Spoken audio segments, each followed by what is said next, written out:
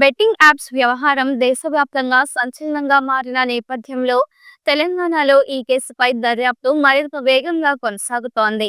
తాజాగా మల్కాజ్గిరి మాజీ ఎమ్మెల్యే కాంగ్రెస్ నేత మైనంపల్లి హనుమంతరావు ఈ వ్యవహారంపై పోలీసులకు ఫిర్యాదు చేయడం మరో మలుపు తీసుకుంది. నేరెడ్మెట్ పోలీస్ స్టేషన్ లో ఫిర్యాదు చేసిన మైనంపల్లి బెట్టింగ్ యాప్లను ప్రమోట్ చేసిన వారెవరైనా వదిలిపెట్టరాదని, వారిని కఠినంగా శిక్షించాలంటూ విజ్ఞప్తి చేశారు. ఈ ఫిర్యాదుతో పోలీసులు మరింత చురుగ్గా విచారణ చేపట్టే అవకాశాలు కనిపిస్తున్నాయి.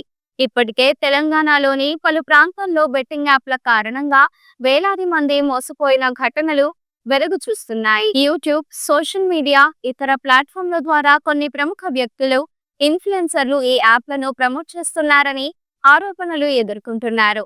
మైనంపల్లి ఫిర్యాదు నేపథ్యంలో వీరిపై కఠిన చర్యలు తీసుకునే అవకాశాలున్నాయి. మైనంపల్లి హనుమంతరావు తన ఫిర్యాదులో పోలీసులను ఉద్దేశించి ఎవరైనా బెట్టింగ్ యాప్లను ప్రమోట్ చేసినా అటువంటి వారిని వదిలిపెట్టకుండా కఠిన చర్యలు తీసుకోవాలి.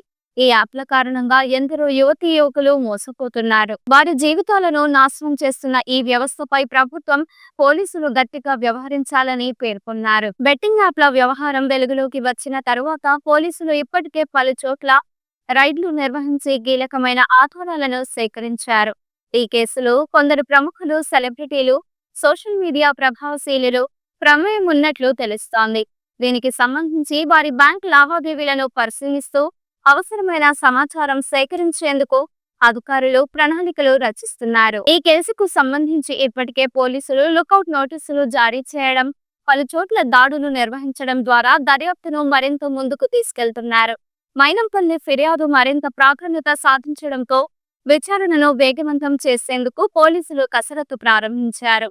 ఈ వ్యవహారంలో కీలక ప్రముఖులను గుర్తించి వారిపై కఠిన చర్యలు తీసుకోవాలని పోలీసు ఉన్నతాధికారులు భావిస్తున్నారు. సాధారణ ప్రజలు కూడా ఈ బెట్టింగ్ యాప్ల మోసానికి బలైపోతుండటంతో దీనిపై ప్రభుత్వ నియంత్రణ అవసరమని విశ్లేషకులు అభిప్రాయపడుతున్నారు. మైనంపల్లి హనుమంతరావు లాంటి ప్రజా ప్రతినిధులు స్వయంగా పోలీసులకు ఫిర్యాదు చేయడం, దీనిపై చట్టపరమైన చర్యలు తీసుకోవాలని డిమాండ్ చేయడం సమస్యను మరింత హైలైట్ చేస్తోంది. ప్రస్తుతం ఈ కేసు రాష్ట్ర వ్యాప్తంగా చర్చనీయాంశంగా మారింది.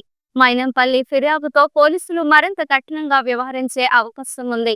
ఒకవేళ దీనిపై ప్రభుత్వం కూడా ప్రత్యేక దృష్టి సారించి ప్రత్యేక దర్యాప్తు బృందాన్ని ఏర్పాటు చేస్తే బెట్టింగ్ మాఫియాపై మరింత గట్టిగా బిగింపు తీసుకురావచ్చు. దీంతో ఈ కేసులో మరిన్ని ఆసక్తికర విషయాలు వెలుగులోకి వచ్చే అవకాశం ఉంది. ఈ వీడియో మీకు నచ్చినట్లయితే లైక్ చేయండి.